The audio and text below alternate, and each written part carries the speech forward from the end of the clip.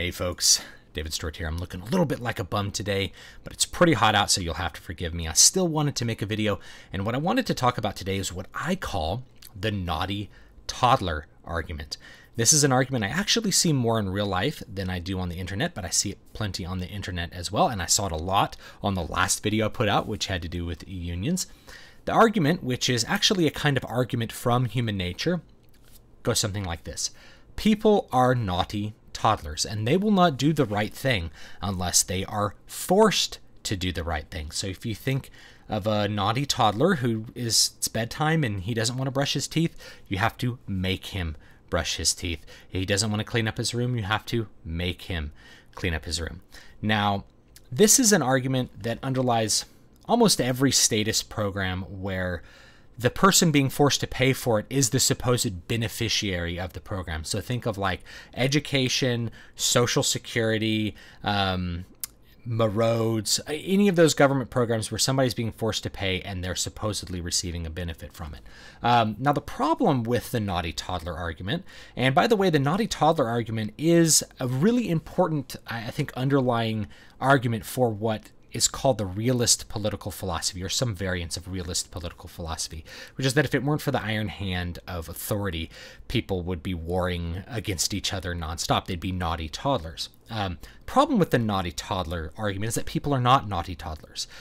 They're people, and they do things all the time which go against their immediate selfish interests and serve either something that's above them, or serve the community, or serve their family, serve concepts that are above them. People donate to charity.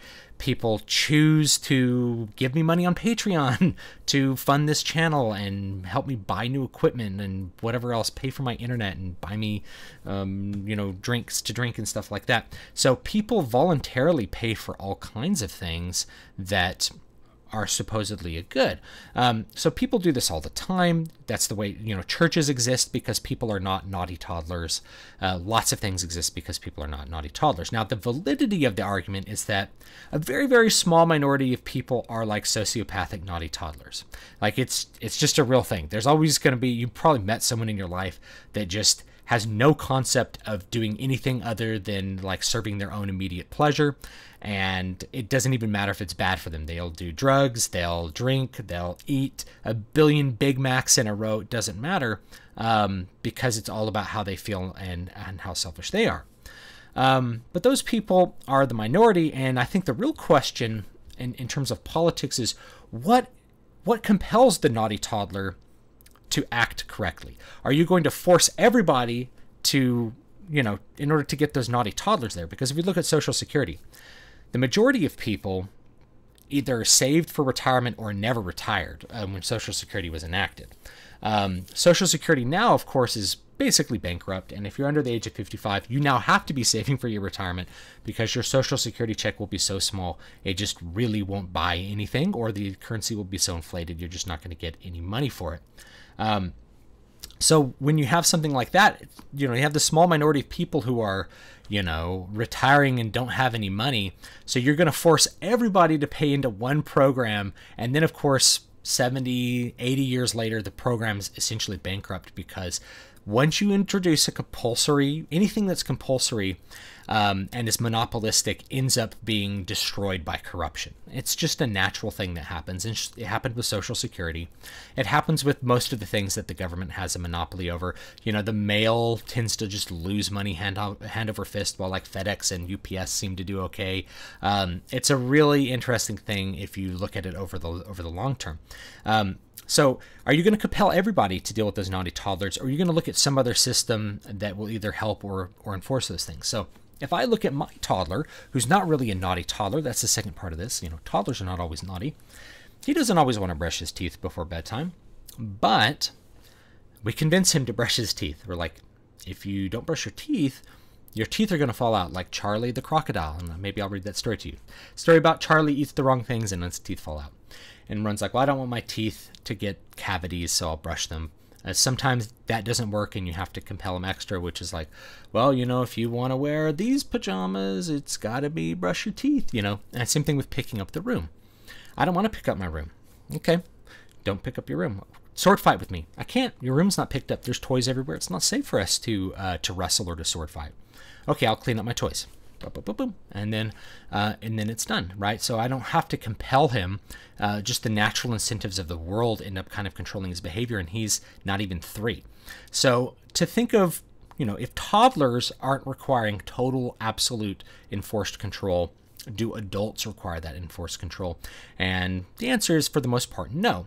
This argument is also used, by the way, for things that don't benefit an individual but may benefit the collective. This is like the, like maybe the tragedy of the commons is one side of this, and we could talk about that. But like the draft. The draft is a great example. So people are not going to fight in a war to protect the country unless we have a draft. There's lots of people that are for like compulsory service to the government for a year for some reason.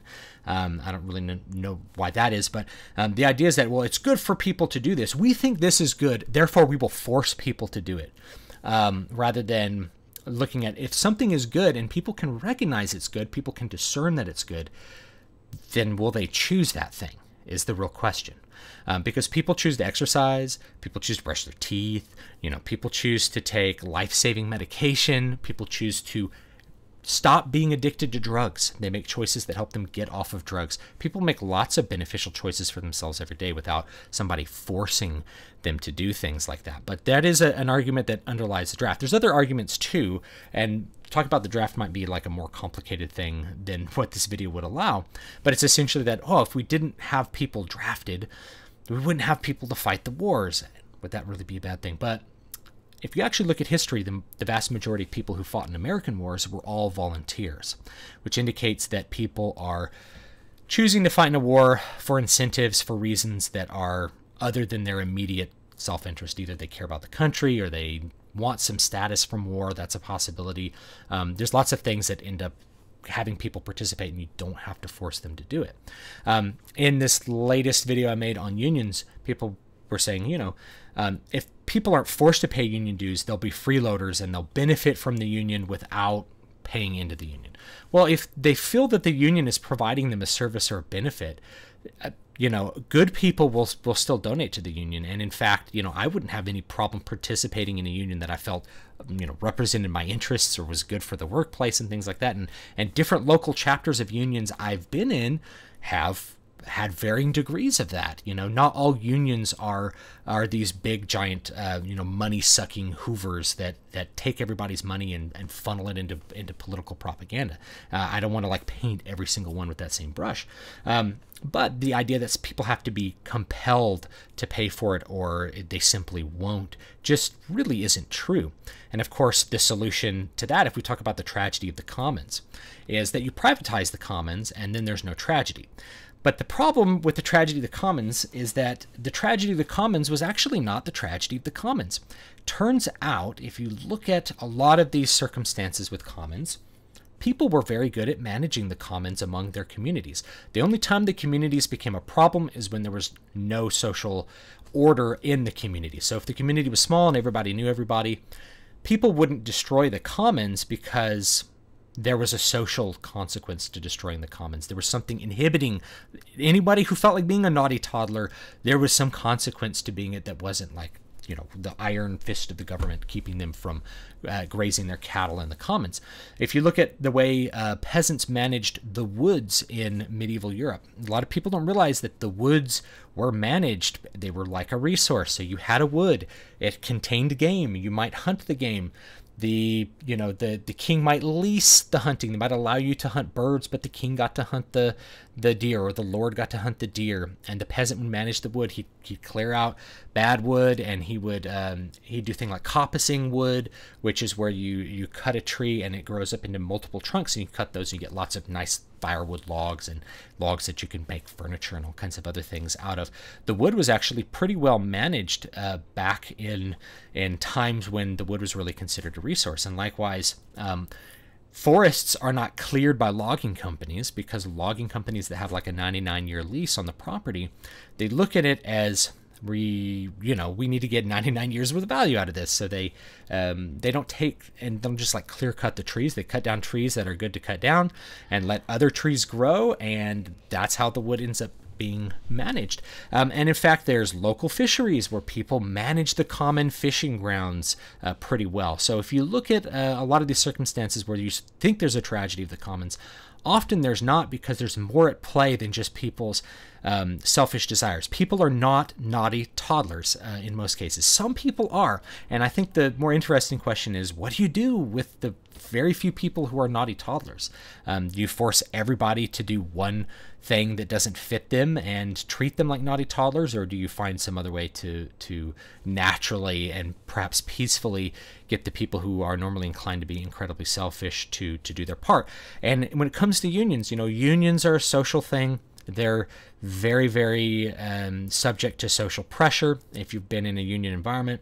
So you get socially pressured to show up to the union meeting. You get pressured to pay your dues, however much it is a month, a couple bucks a month in a lot of places, 20, 50 bucks a month, something like that. In order for the union to do the things that it's going to do, would those people have to be compelled? Well, probably not in most cases. In most cases, the social part would do it. And if you're one of those people that wants to, like a pole stuck in a river, like a tree growing in the river, you want to resist. You want to quietly resist the onslaught of social negativity that comes from not participating in the union like every other worker, then I guess that's your choice, but you're paying a consequence for it as well. So I guess that's all I really have to say about the naughty toddler argument. Keep an eye out for it. It is an argument from human nature, because it's basically saying that humans are really, really selfish in a way that is destructive to themselves. This is not the kind of selfishness that Ayn Rand or someone else talked about, that's like an enlightened self-interest or something like that. This is a more kind of base self-interest. And if you look at a lot of the variants of realist philosophy, you'll find that argument woven in very, very, very clearly among many of them. So thanks so much for watching and listening to this little bit about that. Tell me what things you see the naughty toddler argument being used to compel people to do the right thing, or what one person considers the right. Usually the person in power, it's what they consider the right thing. Everybody should serve 2 years of service to their country, compulsory military service or some other kind of service to their country. It's like, well, that's what you think is right, but what about the 18-year-old who has to do that? What about what he thinks is right? Who's right? So think about those things. Let me know what you think down below, and I'll see you guys next time.